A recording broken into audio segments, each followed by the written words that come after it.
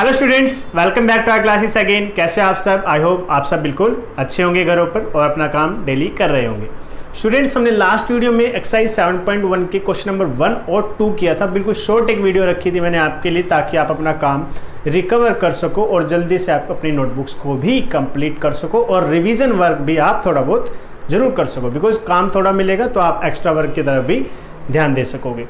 Students, इसी तरीके से आज की वीडियो को भी थोड़ा सा शॉर्ट ही रखूँगा, कोई ज़्यादा लेंथी वीडियो नहीं बनाऊंगा, ताकि आपको आराम से समझ आ जाए और ज़्यादा बोरियत भी ना हो। ठीक है, और वीडियो बिल्कुल इतनी अच्छे से बनाए है कि आप बिल्कुल प्यार से समझ सकते हो, कोई भी आपका डाउट नहीं रहने वाला है।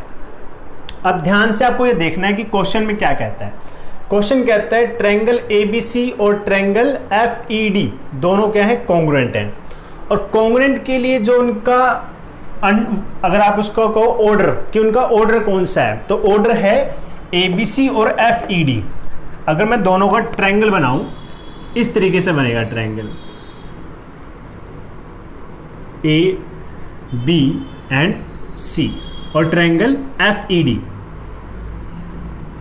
इस तरीके से। ठीक है, FE और D। जिस तरीके से आप फर्स्ट ट्रायंगल बनाओगे, सेम उसी तरीके से सेकंड ट्रायंगल आपको बनाना पड़ेगा। तो ये हो गए हमारे दोनों ट्रायंगल्स जो आपस में क्या है, कॉन्ग्रुएंट।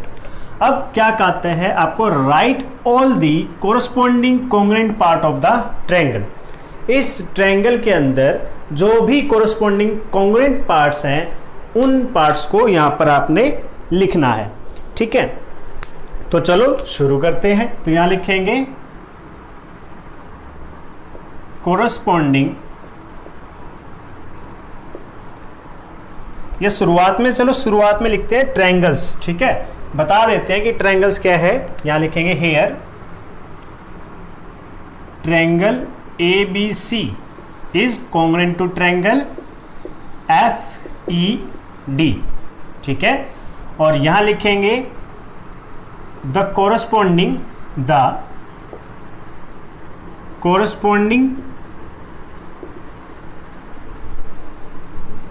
कॉन्ग्रुएंट। तो इसने कॉन्ग्रुएंट पार्ट्स के बारे में पूछा है। अब इस तरीके से दो टाइप के आपके पार्ट्स निकल के आएंगे, एक तो आपके एंगल्स और दूसरे आपकी साइड्स। तो हम यहां लिखेंगे the corresponding congruent angles. Okay, congruent angles. अब हम कोरस्पॉन्डिंग जो पार्ट दिखाते हैं उसके लिए हम लगाते हैं ये एरो। तो मान लीजिए आपका सबसे पहले आप ट्रायंगल ABC से लेना चाहते हो, तो एंगल A किसके कोरस्पॉन्डिंग है, एंगल F के। ठीक है, इस साइन का मतलब क्या है, corresponding. Angle A is corresponding to F and congruent to F। उसके बाद सेकंड जो आपका एंगल है B, angle B is congruent to और you can say corresponding to angle E। फिर आपका लास्ट जो आपका बचता है वो क्या है, एंगल C। वो किसके साथ कोरस्पॉन्डिंग है, एंगल D के साथ। ठीक है, angle C is corresponding to the angle D, क्योंकि इनकी पोजीशन देखनी है आपको। इसी तरीके से आपके पास आएंगे and the corresponding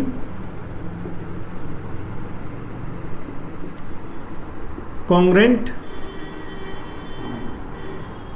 sides of the triangles. जो हमारे दोनों ट्रायंगल्स हैं उनकी कोरस्पॉन्डिंग साइड्स कौन कौन सी है।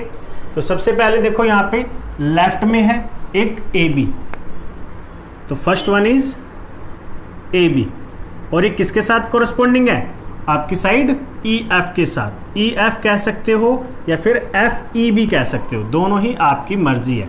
ठीक है, कोई प्रॉब्लम नहीं है, क्योंकि एक ही नाम है, EF या FE सेम है।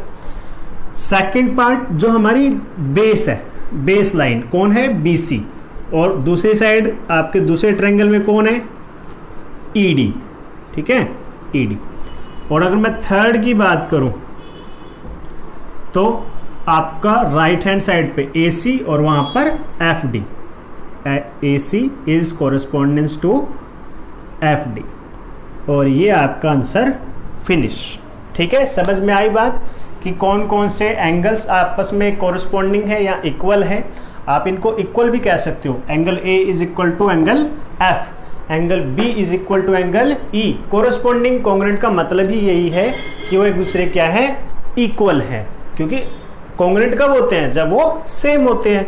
तो यहाँ पर आपका एंगल ए एफ के इक्वल है, एंगल बी आपके ई के इक्वल है और एंगल सी आपके डी के इक्वल है, ठीक है। और इसी तरीके से ये साइड्स भी इनमें कोरस्पॉन्डिंग तरीके से बिल्कुल सेम है। आई होप आपको ये क्वेश्चन बिल्कुल अच्छे से समझ आ गया होगा।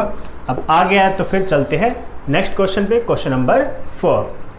इस क्वेश्चन में आप देखो तो क्या दिया हुआ है, एक दो ट्रायंगल्स है DEF और BCA, दोनों क्या है आपस में कॉन्ग्रुएंट, और आपको BCA के वो पार्ट्स बताने हैं जो कोरस्पॉन्डिंग है इन पार्ट्स के साथ। तो वह तो सिंपल बात है, बहुत सिंपल है। इसके लिए आपको क्या करना पड़ेगा, बिल्कुल सिंपल काम करना पड़ेगा, ट्रायंगल ड्रॉ करो। पहले कौन है, DEF, तो ड्रॉ कर देते हैं DEF। ये बना दिए एक ट्रायंगल DEF, ठीक है। और दूसरा ट्रायंगल कौन है, अब देखो कुछ स्टूडेंट्स ऐसे कर सकते हैं AB और C कि BCA ट्रायंगल बन गया। ये बिल्कुल गलत हो जाएगा आपका अगर आपने ऐसा किया। आपको अपनी तरफ से नाम नहीं रखने, जो ट्रायंगल का नाम दिखाई दे रहा है, देखो DEF, अब BCA, इस तरीके से आपको जैसे नाम दिया जाएगा वैसे ही डायग्राम बनाना है। अब ऐसे डायग्राम बनाने से क्या फायदा होगा, आपके कोरस्पॉन्डिंग साइड्स बिल्कुल इक्वल हो चुके हैं, ठीक है, इस तरीके से। अब ये बिल्कुल अपनी फिक्स पोजीशन पे है, आप पोजीशन का हिसाब से अपना आंसर दे सकते हो। तो यहां पे अब आपका सॉल्यूशन आएगा,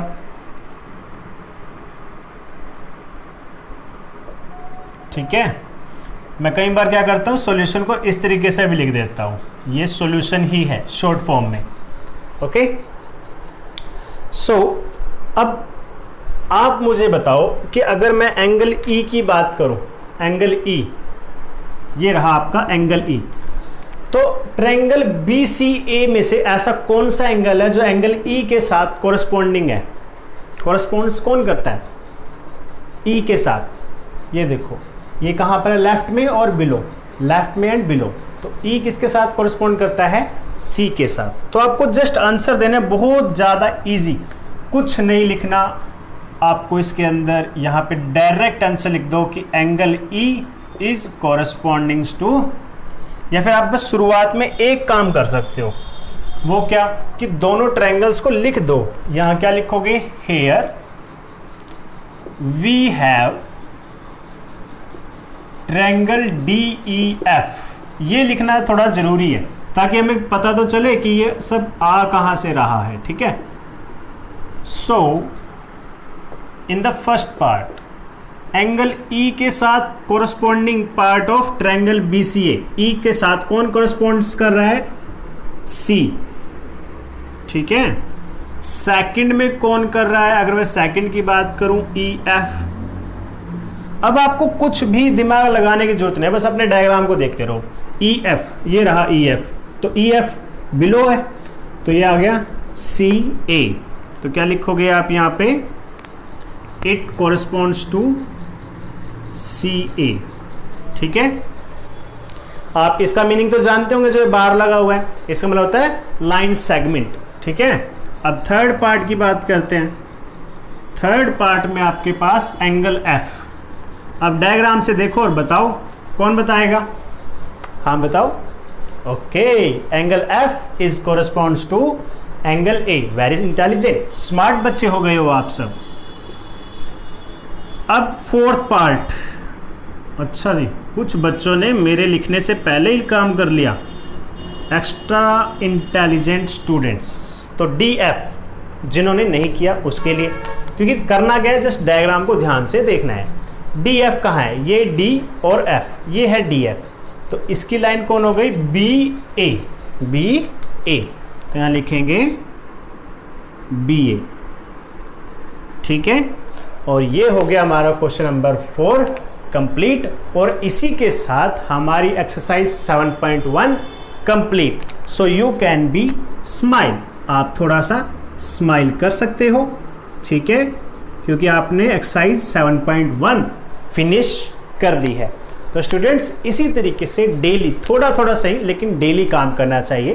बिकॉज देखो, अगर एक गिलास में आप एक दिन में एक बूंद की पानी डालोगे और फिर दूसरे दिन फिर एक बूंद पानी डालोगे तो वो गिलास कभी नहीं भरने वाला, चाहे आप कितनी ही कहावतें कहते रहे कि बूंद बूंद से सागर भरता है। सागर तब भरता है जब आप उसमें कॉन्टिन्यूस डालते हो, है ना, 1 मिनट बाद, फिर दूसरे मिनट बाद, फिर तीसरे मिनट बाद, तब जाके वो भरेगा। ऐसे नहीं कि आपने 1 महीने में एक बार मैथ का काम किया, फिर अगले महीने फिर एक बार मैथ का काम किया, या 1 हफ्ते में एक बार किया, नहीं, लगातार थोड़ा थोड़ा काम, लेकिन लगातार बहुत इफ़ेक्टिव होता है। इसीलिए मैं कहता हूँ थोड़ा काम करो लेकिन डेली करो। इसीलिए तो छोटी छोटी वीडियो आपको डेली दी जाती हैं। अदरवाइज़ हम क्या कर सकते थे, 40 या 50 मिनट की वीडियो हफ्ते में सिर्फ एक बार भेज देते, काम चल जाता, लेकिन नहीं, थोड़ा थोड़ा काम लेकिन डेली। ओके स्टूडेंट्स, ठीक है, फिर मिलते हैं नेक्स्ट वीडियो में। Thank you, have a good day.